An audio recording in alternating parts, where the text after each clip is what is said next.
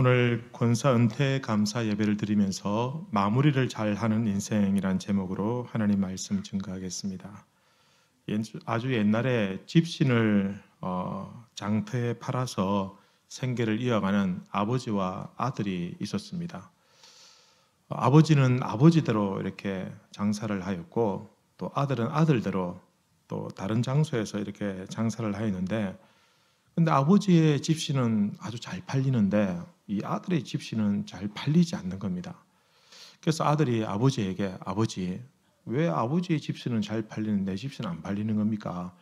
도대체 그 비결이 뭡니까? 가르쳐 주십시오 라고 했는데 아버지가 안 가르쳐 주시는 거예요. 근데 돌아가실 때까지 안 가르쳐 주시고 이제 숨이 막 넘어가실 때 마지막으로 아들이, 아버지 제발 돌아가시기 전에 집신이 잘 팔리는 비결을 나에게 꼭 전수해 주십시오 라고 그렇게 하니까 아버지가 마지막에 숨을 거두면서 털이라고 그냥 이렇게 아버지는 딱 돌아가신 거예요. 털이 뭐지? 이러면서. 그래서 가만히 집신을, 자기가 만든 집신과 아버지가 만든 집신을 비교해 보니까 아버지가 만든 집신에는 이렇게 부풀어기 이런 게 없고 끝마무리가 아주 깔끔하게 잘 돼 있고, 자기 거는 뭐 이렇게 잔틀 같은 것들이 막 있는 거야. 이 끝마무리가 부족해서 내 것은 잘 안 팔리구나 라는 것을 깨닫게 되었다라는 것입니다. 여러분, 끝마무리는 약 전체 한 1% 정도의 수고가 들어가지만 사실은 한 100%의 효과를 낸다라고 합니다. 뭐 상품뿐만 아니라 우리 인생도 마찬가지인 것 같아요. 대인관계도 그렇고요.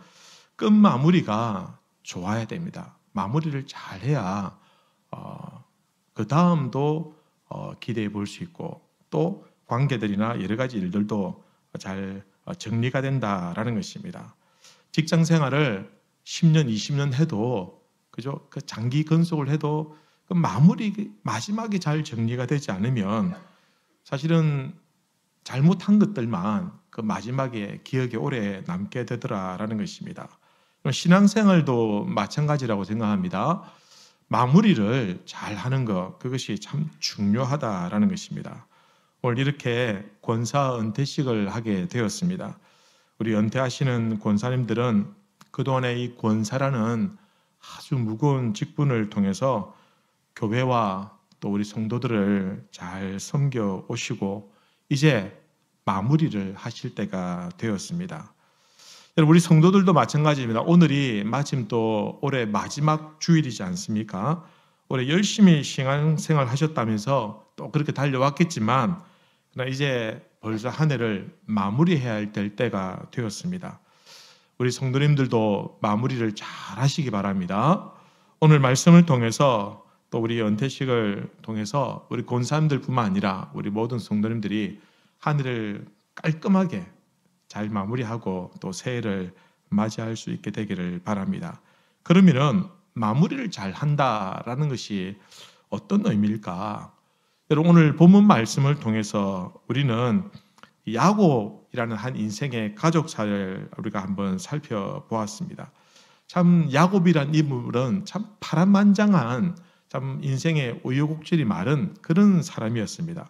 그의 가족사가 절대로 순탄하지가 않았습니다. 결국은 그의 가족사가 마무리되면서 놀라운 것은 한 가정의 가족사가 마무리되지만 또 새롭게 한 민족의 역사가 시작되더라라는 것입니다.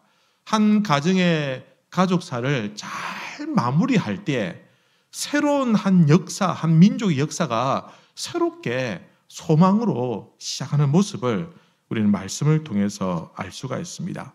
그러면 이 야곱의 가족사가 어떻게 잘 마무리되었는가 몇 가지로 살펴보면요. 첫 번째는 감사로 마무리를 지었다라는 것입니다. 여러분, 22절 보면 요셉이 그의 아버지의 가족과 함께 애굽에 거주하여 110세를 살며. 요셉은 어떤 사람입니까? 우리가 잘 알다시피 그의 위로는 형님들이 이복 형제가 10명이나 있고 자기 친남동생이 1명 있었습니다. 아버지 야곱은 여러 부인 중에서 특히 라헬을 참 아끼고 사랑했는데 그 라헬에게서 태어난 아들이 바로 요셉이었습니다. 그러다 보니 아버지 야곱은 다른 자녀들보다는 유독 이 요셉을 많이 아끼고 사랑했습니다.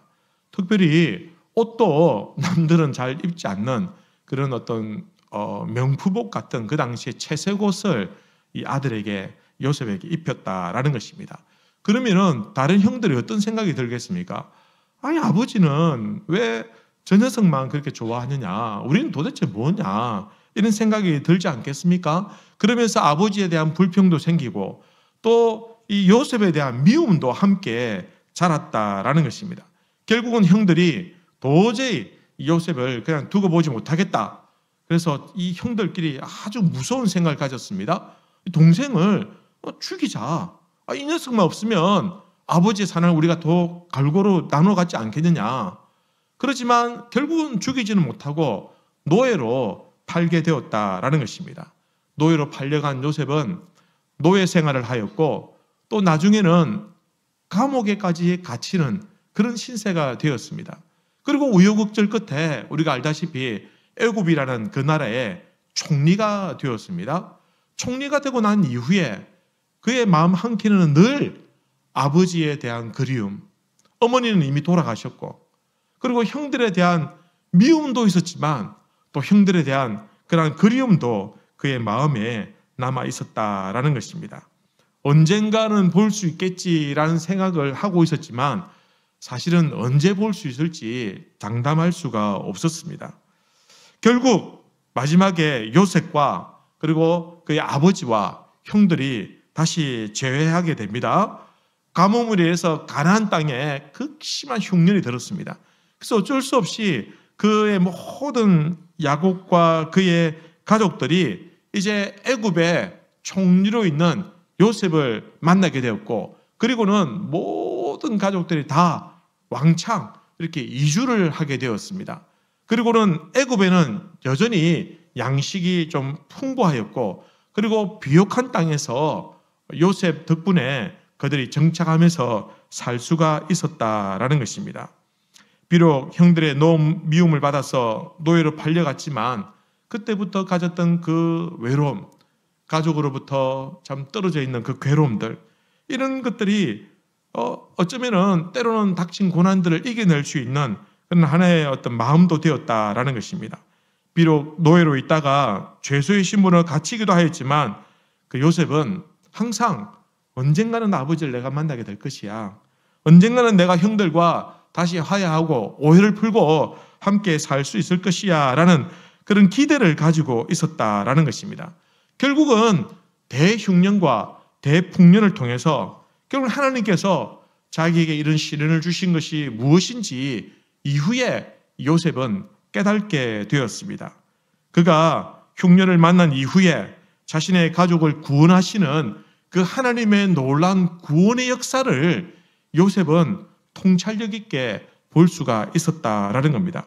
그래서 그는 이렇게 고백합니다. 20절에 보면 당신들은 나를 해하려 하였으나 그러니까 요셉이 하는 말입니다. 형님들은 나를 해치려 하였으나 하나님은 그것을 선으로 바꾸사 오늘과 같이 많은 백성의 생명을 구원하게 하시려 하셨나니. 처음 요셉이 형들에게 자신을 자기가 애굽의 총리라는 것을 드러낼 때 이렇게 말합니다. 창세기 45장에 당신들이 나를 이곳에 팔았다고 해서 근심하지 마소서, 한탄하지 마소서. 하나님이 생명을 구원하시려고 나를 당신들보다 먼저 이곳에 보내셨나이다. 요셉은 깨달았습니다. 내가 비록 형들의 미움을 받아서 노예로 팔려왔지만 사실은 그게 아니구나. 하나님께서 우리 가정을 살리기 위해서 우리 아버지와 우리 형님들과 온 가족들이 가뭄으로 죽지 않도록 살리기 위해서 나를 먼저 이곳에 보내어 주셨구나 라는 것을 요셉이 깨닫게 되었다라는 것입니다. 그리고는 그가 새로운 이스라엘의 역사가 시작될 수 있도록 하신 그 하나님의 놀라운 구원의 역사를 그가 믿음으로 이해할 수가 있었습니다. 분명히 고난이었습니다. 분명히 어린 나이에 감당하기 어려운 그러한 고난과 고통의 시간이 있었지만, 그러나 지나고 보니 이 모든 것들이 하나님의 구원의 섭리였고 구원의 역사였구나라는 것을 요셉이 깨닫게 되었습니다.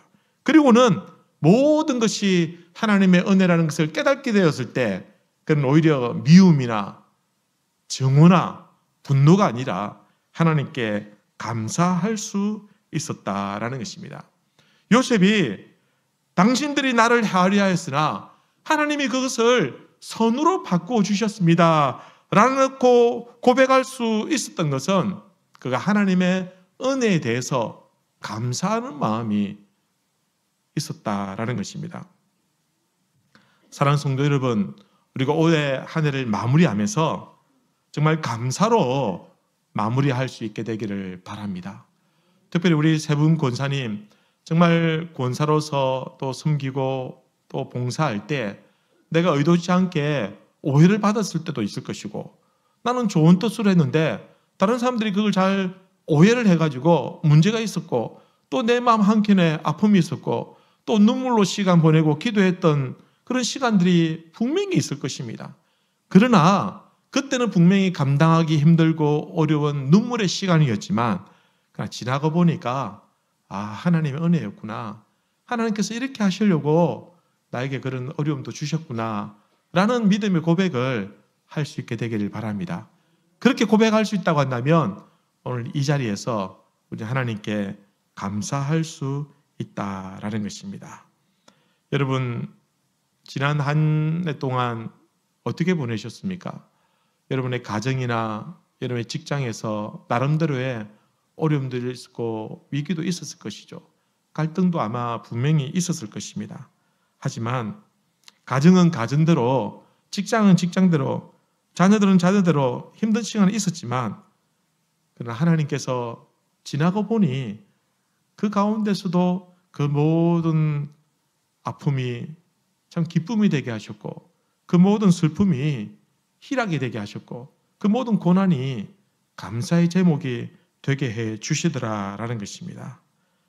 여러분, 오늘 이 시점에 이 시간이 지나면 우리의 상황은 여전히 크게 달라지지 않을 수도 있습니다만은, 그래도 감사할 수 있는 것은 하나님의 은혜가 우리 가정과 우리 교회를, 또 우리 가족들과 또 이 나라 민족과 함께 하실 줄로 믿기 때문입니다.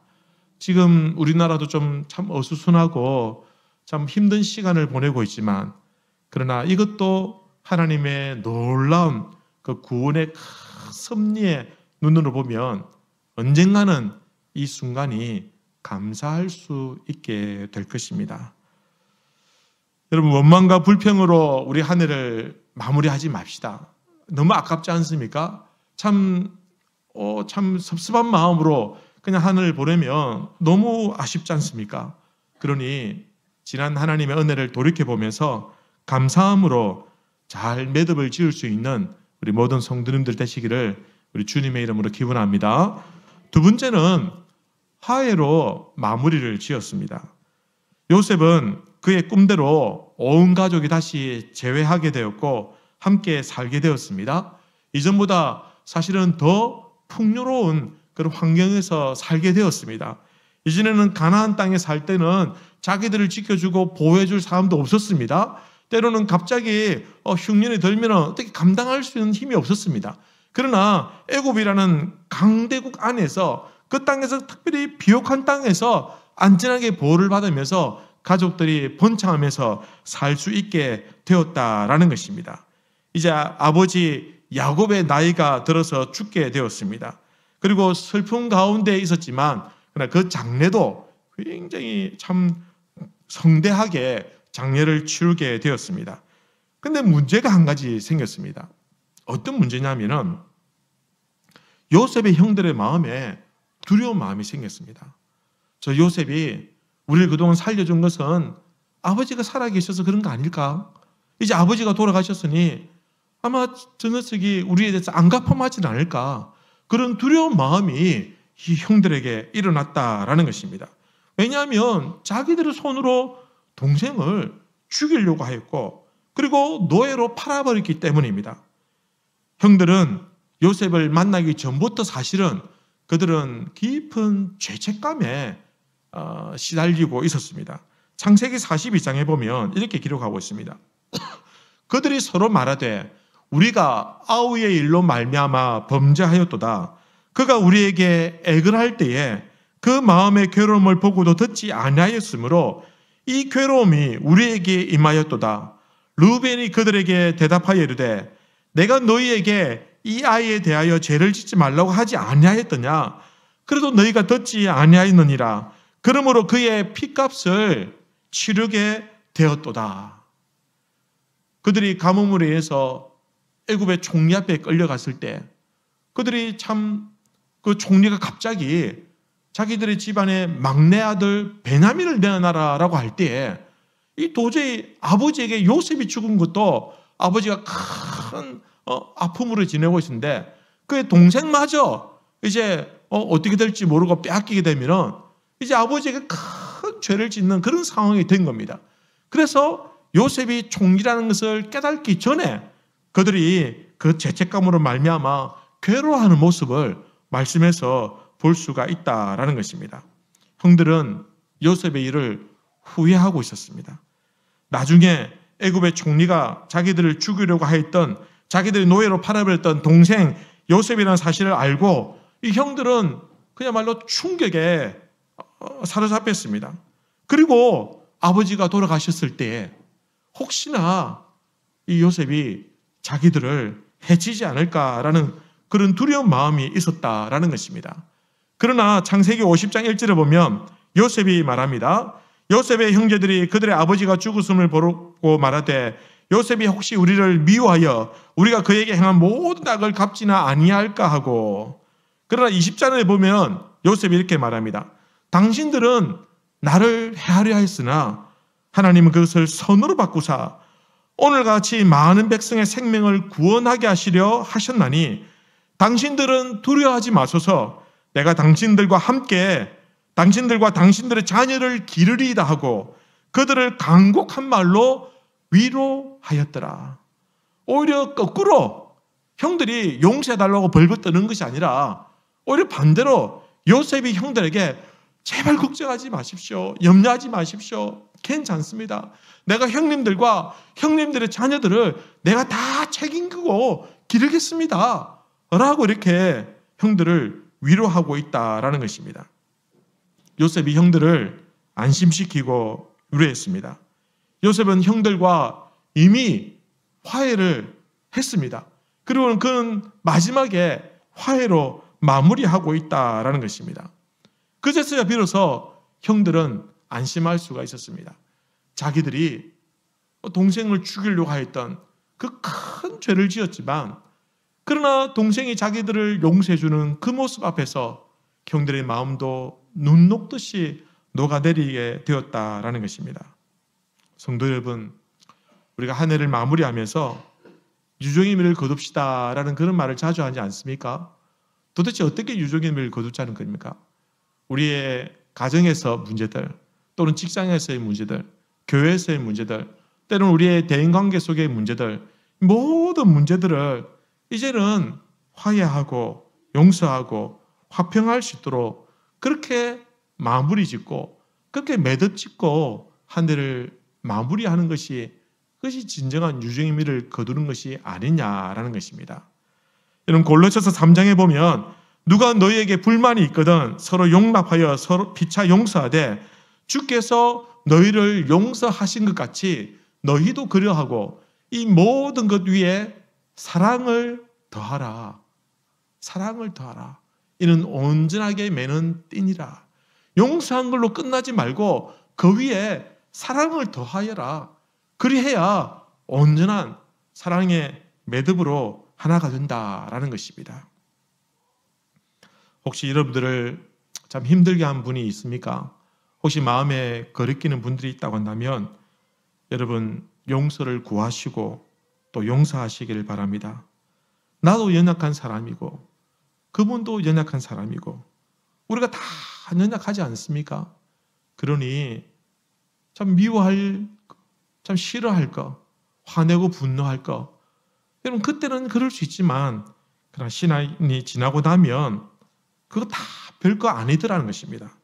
그러니 주님께서 우리를 죽을 수밖에 없는 그 십자가에 못 박혀 죽을 수밖에 없는 죄인 우리도 용서하시고 우리도 품어주셨듯이 우리도 주님의 사랑으로 우리 형제들을, 우리 가족들을 너그러운 마음으로 이해하고 용납하고 내 마음으로 놓아주는, 더 이상 나도 거기에 얽매이지 아니하는 그런 관계로 회복될 수 있게 되기를 바랍니다.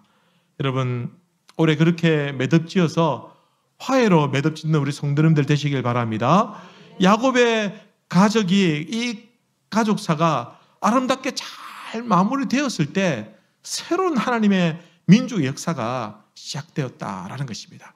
만약에 요셉이 그 마음의 안갚음을 가지고 이제 됐다, 아버지가 죽었으니 이제 눈에 거칠 것도 없다, 이제 형들 한 맛 좀 봐라 하면서 다 불러가지고 당신들도 노예 생활 해봐야 된다면서, 당신들도 감옥에 한 같이 봐야 된다면서, 만약에 이렇게 했다고 한다면 결코 그 가족은 비극으로 끝났을 것이고 결코 이스라엘 12지파는 절대로 하나가 되지 못했을 것입니다.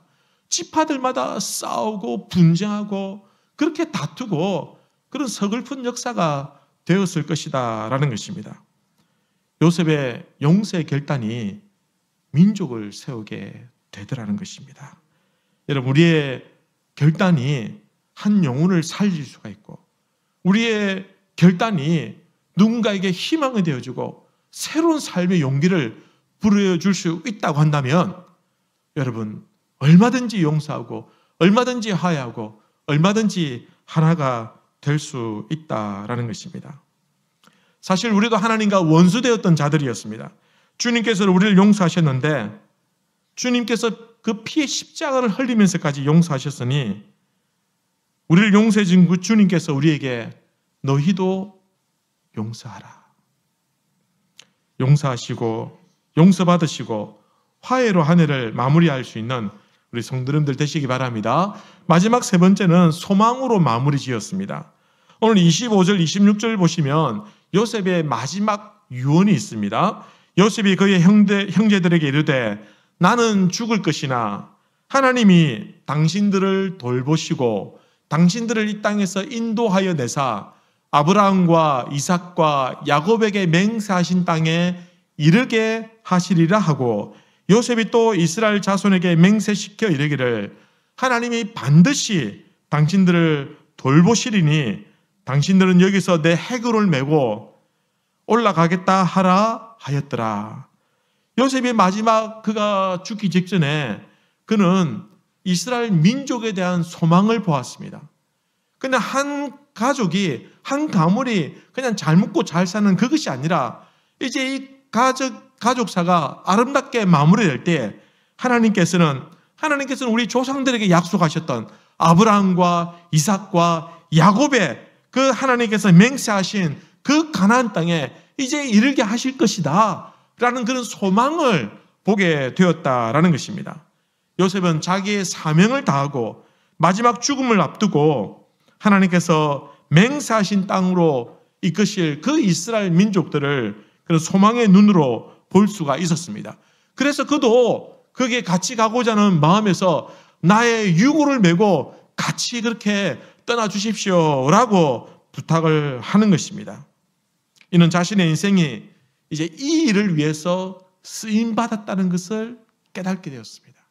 그냥 한 개인이 고통당하고 고난당으로 이제 성공했던 그 이야기가 아니라 하나님께서 나의 인생을 통해서 이 일을 이루시고 또 하나님의 뜻들을 이루시는 그 모습 속에서 자신의 인생 가치를 깨닫게 되었다라는 것입니다. 요셉의 인생은 이스라엘 민족의 태동에 아주 중요한 역할을 하였습니다. 요셉은 나중에 자신들의 후손들이 다시 가나안 땅에 들어갈 것이라는 그런 소망을 가지고 있었습니다. 이런 소망을 가지고 그 꿈을 이루기 위해서 자신이 쓰임받았고 또 하나님께서 그렇게 역사하신다는 것을 내다보게 되었다라는 것입니다. 이것이 정말 멋지고 아름답게 인생을 마무리하는 모습이 되는 것입니다. 오늘 비록 은퇴하시지만 우리 권사님들에게도 소망이 있길 바랍니다.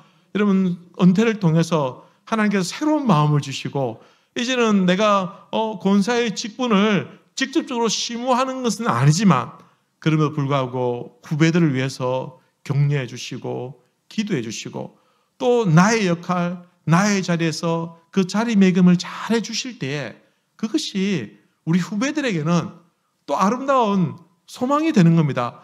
나도 저 권사님처럼 돼야 되겠다. 저 권사님 참 은퇴하셨지만 참 그래도 교회를 위해서 기도해 주시고 또 격려해 주시고 꼭 필요할 때마다 이렇게 자리를 지켜주시는 그 모습을 본받고 싶은 그런 마음이 우리 후배들에게도 생기게 되는 것입니다. 권사님들 은퇴하셨지만 그러나 행정적으로 은퇴한 것이지 여러분들이 하시는 모든 사역이나 섬기는 이런 것들은 계속 이어지게 될 것입니다. 아니, 이전보다 더 열심히 해주십시오. 그래서 아름다운 인생을 마무리하는 모습을 저희들이 꼭 볼 수 있도록 그렇게 해주십시오. 그러면은 우리 후배들에게도 아주 훌륭한 그런 귀감이 될 것입니다. 그렇게 인생을 잘 마무리할 때 하나님께서 틀림없이 우리 권사님들과 또 우리 권사님들의 가족과 후손들을 축복해 주시지 않겠습니까? 하나님께서 아름다운 한 가정의 가족사가 아니라 더 놀라운 구원의 역사를 이루는 모습을 우리 모두가 그렇게 경험할 수 있게 되기를 바랍니다. 사랑하는 성도님 여러분, 올해를 아름답게 잘 마무리하시기 바랍니다. 감사하십시다. 그리고 내 마음에 아직까지 거리낌이 있으면 하나님께 기도하고 용서받고 용서하시고 또 새로운 소망을 가지고 또 우리에게 주신 이 일들을 잘 감당함으로 한 해를 멋지게 마무리하고 또 새해도 새로운 소망으로 나아가시는 우리 모든 성도님들 되시기를 우리 주님의 이름으로 축복합니다.